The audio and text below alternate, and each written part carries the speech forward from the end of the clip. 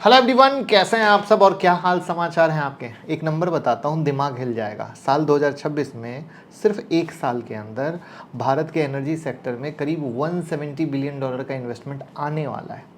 Indian rupees में convert करेंगे तो लगभग 16,18,000 करोड़ के आसपास हो जाएगा। यानी एक साल एक सेक्टर और इतना पैसा। तो अब सवाल ये उठता है कि आखिर इतना पैसा एनर्जी सेक्टर में आ क्यों रहा है और ये सेक्टर बना कैसे, इसकी वैल्यू चेन क्या है। अब एनर्जी सेक्टर में भी बहुत लोगों को कन्फ्यूजन है, जो आज मैं पर्दा खोलने वाला हूँ और आज तक किसी यूट्यूबर ने आपको बताया नहीं होगा। आने वाले सालों में इसका आउटलुक कैसा है। अगर आपको इसमें पैसा लगाना हो तो आपके पास कौन कौन से रास्ते हैं। रास्ता बोला ना कि क्योंकि इसमें कई सारी कहानियाँ जो पता ही नहीं है। तो ये सब आज की वीडियो में हम वन बाय वन डेटा के साथ देखेंगे, सिंपल भाषा में देखेंगे। वीडियो को बीच में स्किप मत करना, क्योंकि आधा अधूरा ज्ञान फ़ायदा कम नुकसान ज़्यादा कराता है। ये वीडियो पूरी तरीके से एजुकेशनल है, किसी स्टॉक फंड या इंडेक्स में इन्वेस्टमेंट की सलाह नहीं है। जो भी डेटा देख रहे हैं वो आपकी समझ बढ़ाने के लिए, फाइनल डिसीजन लेने से पहला अपना होमवर्क खुद करिए। तो चलिए शुरू करते हैं। लेकिन पहली बार आए तो चैनल को सब्सक्राइब करके बेल आइकॉन हिट कर देना, क्योंकि आपके स्क्रीन पर दिख रही है एक से एक बेहतरीन वीडियो जो आपकी लर्निंग और एजुकेशन के लिए लाते हैं। और रोज़ सुबह में 7:30 बजे मैं लाइव आता हूँ, वो लाइव सेशन कभी मिस मत करना। तो सवाल ये है कि एनर्जी सेक्टर में इतना पैसा आ क्यों रहा है। तो इसको समझने के लिए थोड़ा पीछे चलना पड़ेगा। जैसे कि एक कॉमन यूनिट होती है जिसे हम coal, oil, gas, hydro, nuclear, right. तो इन सब की एनर्जी को एक ही स्केल पे नाप सकते हैं। तो जैसे जैसे करेंसी को डॉलर में कन्वर्ट करके कंपेयर करते हैं तो इस यूनिट को कहते हैं मिलियन टोन ऑयल इक्विवेलेंट। 2005-06 में भारत की टोटल एनर्जी सप्लाई थी करीब 380 मिलियन टोन ऑयल इक्विवेलेंट। और कोविड के एक साल को छोड़ दें, जहां लॉकडाउन की वजह से थोड़ी गिरावट आई थी, बाकी हर साल ये लगातार ऊपर गया है और आज ये पहुंच चुका है करीब 936 मिलियन टोन ऑयल इक्विवेलेंट।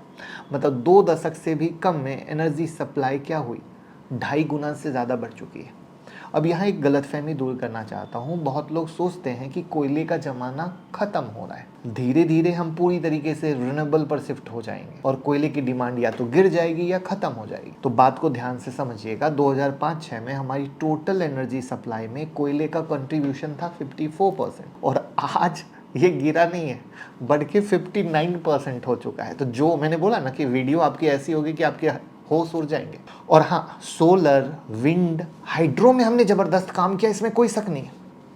लेकिन कोयले की खपत उसके साथ ही बढ़ रही है, घट नहीं रही है। तो ये सोचना कि रिन्यूएबल आते ही कोयला ख़त्म हो जाएगा, भैया आज का डेटा तो सपोर्ट नहीं करता है। तो असली सवाल ये है कि ये सप्लाई इतनी तेज़ी से बढ़ क्यों रहा है। इसका जवाब है इंडस्ट्री। 2013-14 के बाद से जो सेक्टर सबसे ज़्यादा एनर्जी खा रहा है वो है इंडस्ट्रियल सेक्टर। और उसका ग्राफ भी इतनी तेज़ी से ऊपर गया है कि आप, मतलब एक देसी भाषा में बताऊं, जीडीपी बढ़ेगा तो इंडस्ट्री का प्रोडक्शन बढ़ेगा, प्रोडक्शन बढ़ेगा तो क्या एनर्जी की भूख नहीं बढ़ेगी। और बिना एनर्जी के कोई इंडस्ट्री एक दिन छोड़ो 1 मिनट चल सकती है? नहीं चल सकती है। तो ये किसी भी इकोनॉमी का बैकबोन है। आज हम रेसिडेंशियल की बात कर लें, वहाँ भी यूज़ हो रहा है, लेकिन इंडस्ट्रियल डिमांड ही इस पूरी कहानी की सबसे बड़ी वजह है। आप रेसिडेंशियल को मत सोच लेना। अब बिजली की भूख को समझो, 171 गीगावाट से 300 गीगावाट तक का सफ़र। अब बिजली यानी पावर, गीगावाट एक यूनिट है जिससे हम बताते हैं कि किसी वक्त पूरे देश को कितनी बिजली एक साथ चाहिए।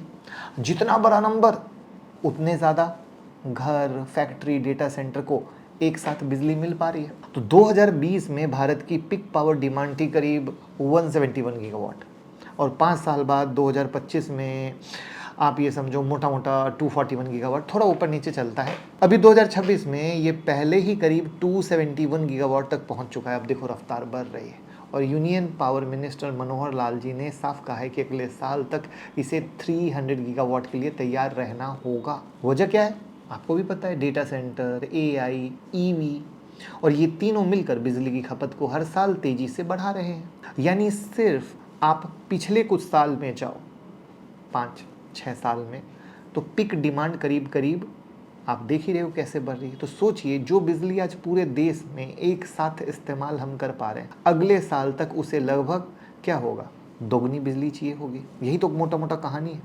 और इस स्पीड में कहानी क्या है, इन्वेस्टमेंट। बिना इन्वेस्टमेंट के आप बिजली को बढ़ा नहीं सकते हैं। तो सरकार का 42 लाख करोड़ का प्लान, जब किसी भी सेक्टर को एनालिसिस करना हो तो पहले सरकार की पॉलिसी को देखना बहुत ज़रूरी होता है, और यहाँ पॉलिसी सपोर्ट भी उतना ही मजबूत है जितनी डिमांड की ग्रोथ। पावर सेक्टर में, जो कि एनर्जी सेक्टर का एक हिस्सा है, पावर और एनर्जी देखो अलग आ गया ना, यही मैंने बोला था, अभी तो परतें खुलेंगी और ये फ़र्क मैं समझाने वाला हूँ। सरकार 2032 तक करीब 42 लाख करोड़ का इन्वेस्टमेंट करने वाली है। 2025-26 के बजट में ही सरकार को 48,396 करोड़ का कैपेक्स मिला, सरकार ने दिया इस सेक्टर को। तो पिछले साल से करीब 30% ज़्यादा था, यानी हर साल कैपेक्स भी बढ़ रहा है। और लॉन्ग टर्म टारगेट की बात करें तो 2035-36 तक भारत की टोटल पावर कैपेसिटी बढ़कर होगी करीब 1121 गीगावाट, यानी लगभग 2 गुनी। अब नेशनल इलेक्ट्रिसिटी प्लान कहता है कि फाइनेंशियल ईयर 2032 तक 900 गीगावाट कैपेसिटी होनी चाहिए। 32 की बात कर रहा हूँ, 900 गीगावाट। अब 1 मिनट के लिए रुक कर सोचो, आज जितनी पावर कैपेसिटी है अगले 10 साल में उतनी ही और बन जाएगी। यानी वो पैमाना है जिसे इस सेक्टर की असली साइज समझ में आती है। यही ना पैमाने पे आप समझ पाओगे, दूसरे पैमाने पे क्या समझ पाओगे। इसके अलावा स्मार्ट जो मीटरिंग है वो, उसका खर्च बढ़ रहा है।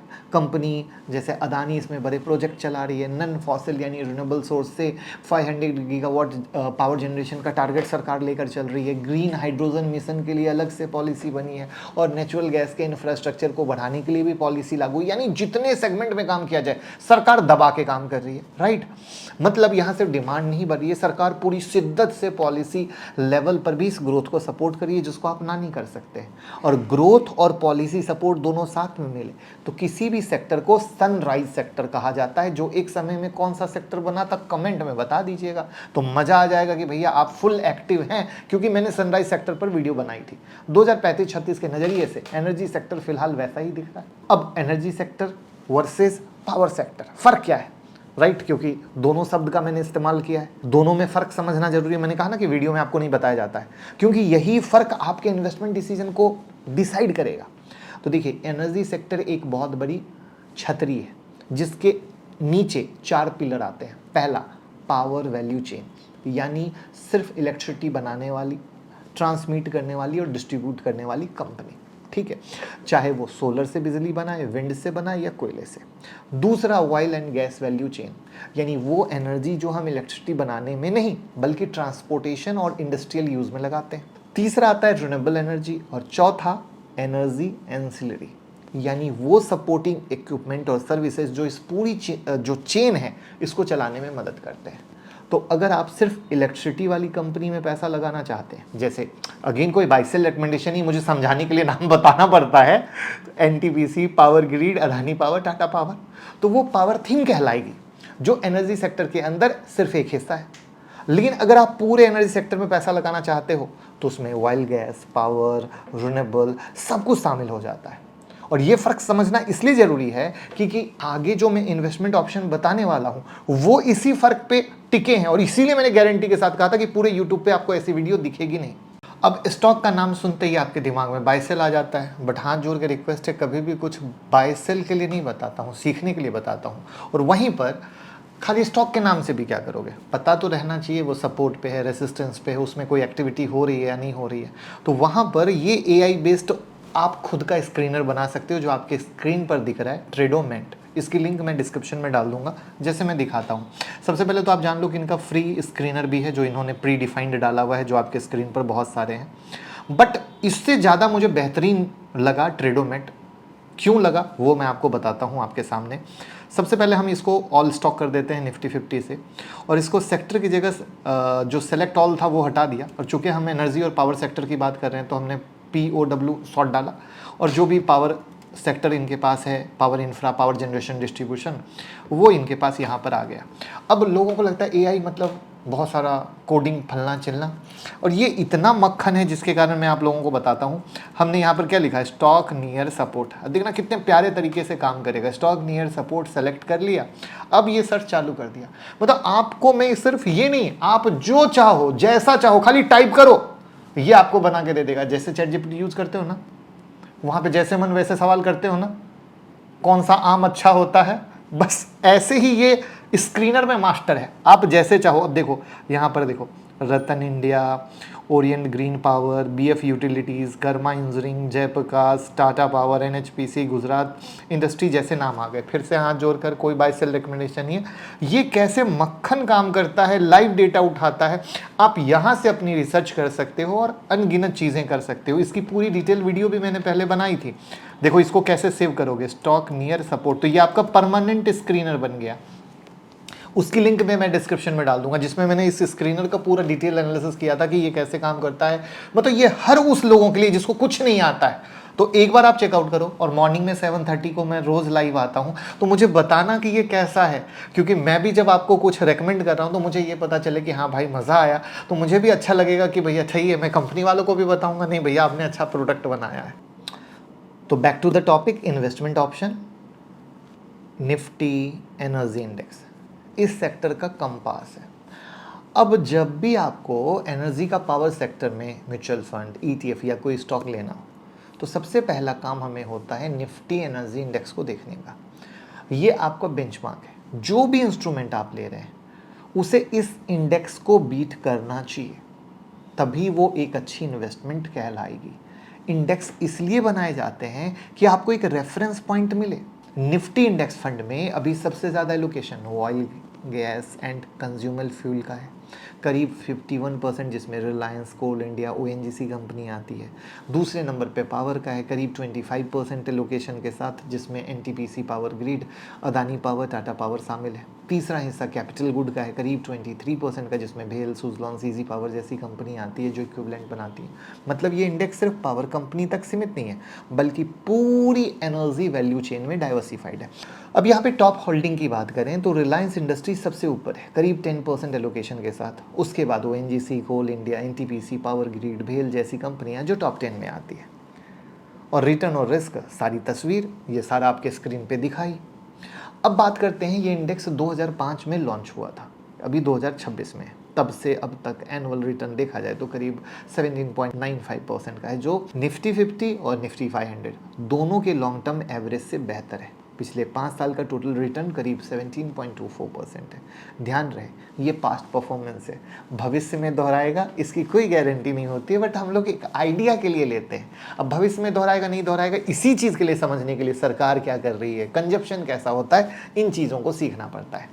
लेकिन रिटर्न के साथ रिस्क की बात भी जरूरी है। इस इंडेक्स की एनुअल वोलेटिलिटी करीब 19.8% है, जबकि निफ्टी 500 की 14.4%। वोलेटिलिटी का मतलब है उतार चढ़ाव, रोलर कोस्टर राइड। एक शांत ट्रेन जर्नी में फ़र्क होता है, बट एक रोलर कोस्टर राइड कैसी होती है आपको पता ही है। और ज़्यादा उतार चढ़ाव दिखाते हैं, क्यों? क्योंकि जैसे ही आप सेक्टर पे आते हो ना, कभी प्यार, कभी मोहब्बत, कभी सरकार का कुछ, कभी ये कभी वो, बहुत कहानियाँ आ जाती हैं। तो वोलेटिलिटी जैसे ही आप सेक्टर स्पेसिफिक घुसते हो, चाहे वो, मैं ये नहीं कहूँगा कि एनर्जी का है, आप किसी भी सेक्टर, मान लो डिफेंस में चले जाओ एग्जाम्पल भी, तो वोलेटिलिटी दिखेगी।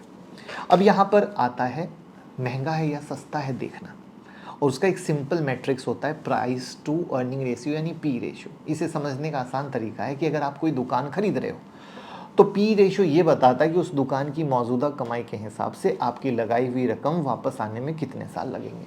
सिंपल। अभी निफ्टी एनर्जी इंडेक्स का पी करीब 15.2 है, जबकि इसका 5 साल का एवरेज पी 13.58, यानी अपने हिस्टोरिकल एवरेज से थोड़ा ऊपर ट्रेड कर रहा है। थोड़ा, अब ये भी समझ लीजिएगा, थोड़ा, काफ़ी ऊपर नहीं। 20 रहता तो बहुत महंगा कहलाता। दूसरी तरफ अगर प्राइस टू बुक रेशियो देखें, जो कंपनी की नेटवर्थ के मुताबिक उसके शेयर की कीमत बताता है, वो करीब अभी 2.3 पर है, जो पिछले 5 साल के एवरेज से नीचे है। मतलब एक मैट्रिक्स थोड़ा महंगा बता रहा है, दूसरा थोड़ा सस्ता। ओवरऑल इसे न ज़्यादा ओवर वैल्यू कहा जा सकता है, न ही ज़्यादा अंडर वैल्यू। सीखने को मिला हो तो लाइक कीजिएगा। तो मोटा मोटा ये सेक्टर अपनी 5 साल की एवरेज वैल्यूएशन के आसपास ही ट्रेड कर रहा है। अब बात करते हैं किसकी, और 4 रास्तों की। अगर आपको एनर्जी सेक्टर में पैसा लगाना है तो रास्ते नंबर 1 इंडेक्स फंड। यहाँ फंड मैनेजर बिल्कुल उसी इंडेक्स को कॉपी करने की कोशिश करता है जो कंपनी और जितना वेटेज इंडेक्स में है, ठीक उतना ही आपके फंड में बना रहेगा। बिल्कुल आप ऐसे समझो, किसी को कॉपी पेस्ट करना होता है ना, बिल्कुल उसी तरीके से अपने तरफ से बिना कोई बदलाव किए। और भारत का पहला निफ्टी एनर्जी इंडेक्स फंड अभी लॉन्च हुआ है, axis Nifty energy index fund. But ये कोई बाय सेल रिकमेंडेशन नहीं है। Axis and Nifty energy index fund NFO 7 अगस्त से 21 अगस्त 2026 तक खुला है। इसके साथ एक्सिस ने एक ईटीएफ भी लॉन्च किया है जो 12 अगस्त से 21 अगस्त तक सब्सक्रिप्शन के लिए खुला रहेगा। तो ये उनके लिए सही है जिनको बिना सोचे समझे भैया ऑटोमेशन लगा दिया, खत्म। वैसे आप म्यूचुअल फंड में हमारे साथ इन्वेस्ट कर सकते हो, डायरेक्ट व्हाट्सएप की लिंक डिस्क्रिप्शन में है।